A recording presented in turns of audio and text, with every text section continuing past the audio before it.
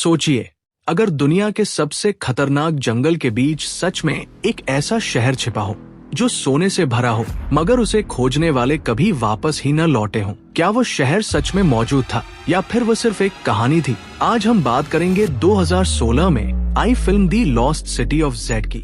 ये कहानी शुरू होती है साल 1905 से, जहां हमें पर्सी नाम का एक युवा ब्रिटिश ऑफिसर दिखाई देता है। उस समय इंग्लैंड में एक शिकार प्रतियोगिता हो रही होती है। परंपरा यह है कि जब भी कोई नया राजा गद्दी पर आता है तो ऐसे मुकाबले रखे जाते हैं। सभी अफसर एक हिरन का शिकार करने की कोशिश कर रहे होते हैं, लेकिन ये मुकाबला पर्सी जीत जाता है। जीतने के बाद वह बहुत खुश होता है। घर लौटकर अपनी पत्नी और छोटे बेटे को ये खुशखबरी देता है। वो अपनी पत्नी से कहता है कि उसे शाही पार्टी में बुलाया गया है और शायद वहाँ उसे सम्मान मिलेगा। खुशी खुशी वो पार्टी में जाता है, लेकिन वहाँ पहुंचकर उसे महसूस होता है कि लोग उसे नजरअंदाज कर रहे हैं। कोई उससे ठीक से बात नहीं करता। ये बात उसके दिल को लग जाती है। कुछ समय बाद पर्सी को लंदन बुलाया जाता है। वहाँ रॉयल सोसाइटी के बड़े अधिकारी उसे बताते हैं कि बोलीविया और ब्राजील के बीच युद्ध होने वाला है। इनके बीच अमेजन का घना जंगल है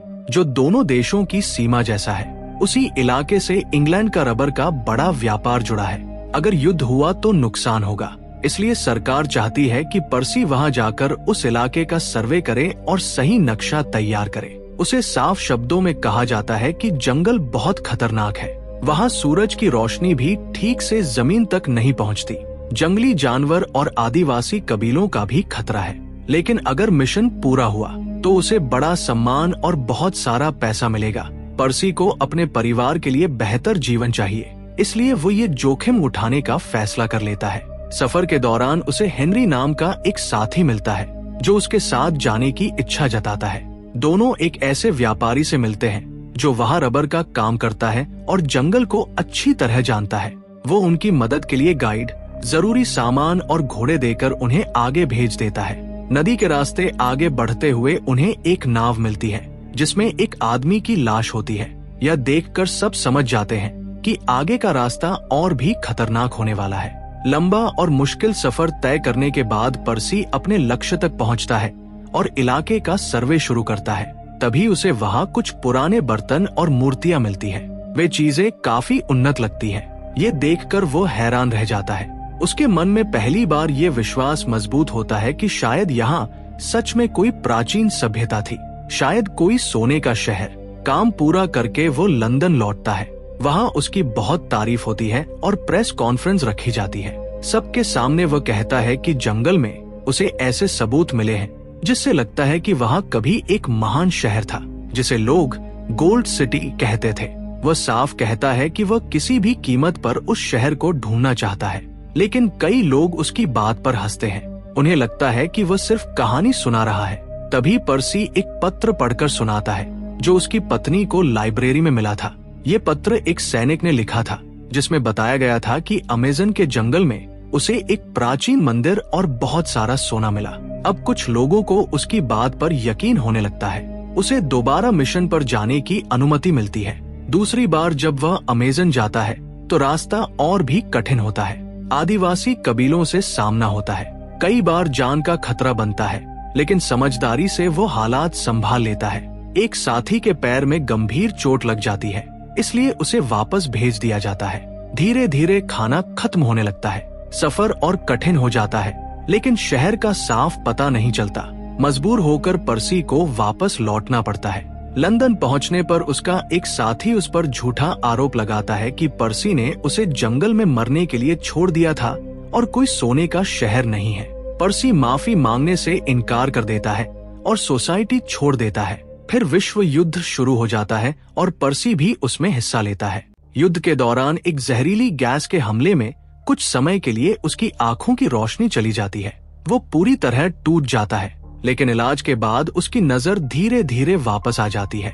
इस घटना के बाद उसे एहसास होता है कि उसने अपने परिवार को हमेशा पीछे रखा।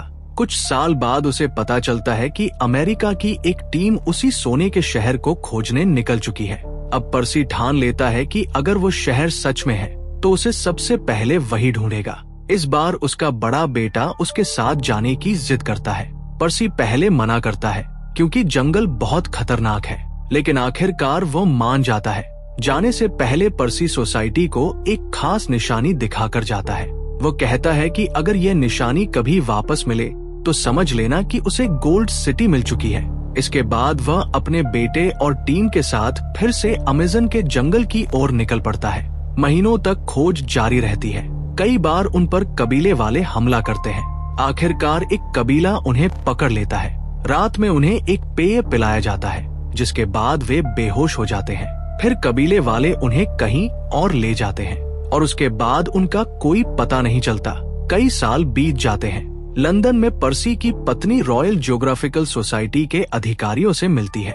अधिकारी बताते हैं कि कई खोज टीमें भेजी गई, लेकिन पर्सी और उसके बेटे का कोई पता नहीं चला। अब मान लेना चाहिए कि वे इस दुनिया में नहीं रहे। लेकिन तभी पर्सी की पत्नी उनके सामने एक निशानी रखती है, वही खास निशानी जिसे पर्सी मिशन पर जाने से पहले दिखा कर गया था। उसे देखते ही अधिकारी हैरान रह जाते हैं, क्योंकि पर्सी ने साफ कहा था, अगर ये निशानी कभी वापस मिले तो समझ लेना कि गोल्ड सिटी मिल चुकी है। अब अधिकारियों को भी लगने लगता है कि शायद पर्सी अपने मिशन में सफल हो चुका था और उसने उस सोने के शहर को खोज लिया था। मेकर्स ने फिल्म में हमें कभी भी असली सोने का शहर नहीं दिखाया, लेकिन शायद यही इस कहानी की सबसे बड़ी खास बात है। उन्होंने जानबूझकर इसकी एंडिंग ओपन रखी ताकि रहस्य बना रहे। क्या पर्सी सच में गोल्ड सिटी तक पहुंचा था? क्या वो और उसका बेटा वहीं बस गए, या फिर जंगल ने उन्हें हमेशा के लिए अपने अंदर समा लिया? इन सवालों का जवाब फिल्म साफ साफ नहीं देती, और शायद यही वजह है कि यह कहानी खत्म होने के बाद भी दिमाग में चलती रहती है। हो सकता है भविष्य में कभी इस कहानी का दूसरा भाग देखने को मिले, जहां इस रहस्य से पर्दा उठे। आपको ये कहानी पसंद आई हो तो बताइए, क्या आप चाहते हैं कि इसका दूसरा पार्ट बने? और अगर बने तो क्या सच सामने आना चाहिए या रहस्य ही बना रहना चाहिए? मिलते हैं अगली कहानी के साथ।